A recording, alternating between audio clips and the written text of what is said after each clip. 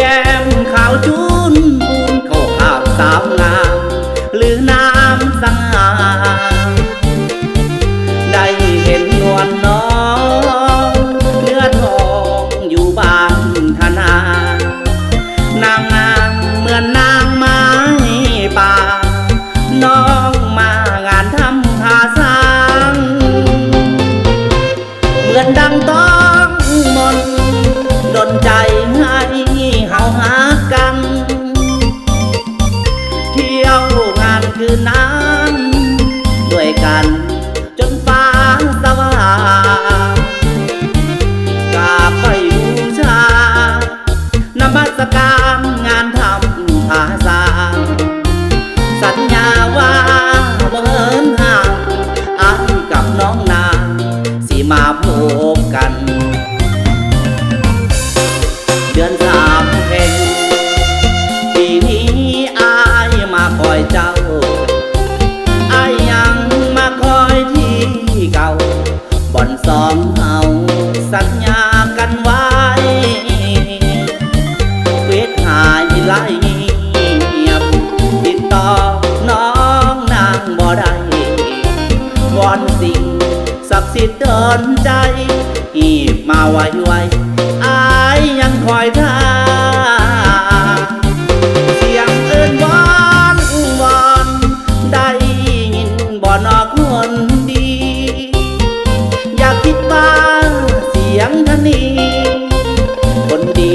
นี่คือเสียงอ้ายเอิ้นหานวลน้อ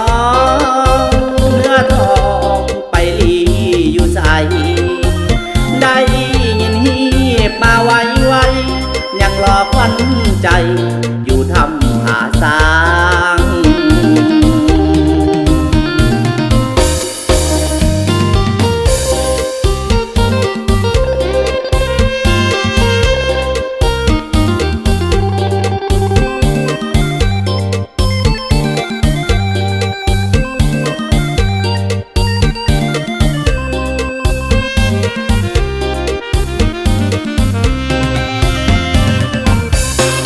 เดือนสามเพ็ญ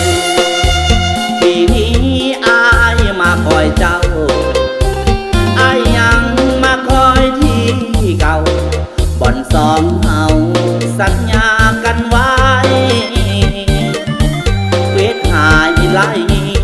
เงียบติดต่อน้องนางบ่ได้วอนสิ่งศักดิ์สิทธิ์เดินใจอีบมาไว้อ้ายยังคอยท่าเสียงเอิ้นวอนวอนได้ยินบ่นอคนดีอยากคิดว่าเสียงท่านนี้คนดีนี่คือเสียงอ้ายเอิ้นหานวลน้องเนื้อทองไปลีอยู่ใสได้ยินฮีบมาไว้ยังรอควันใจ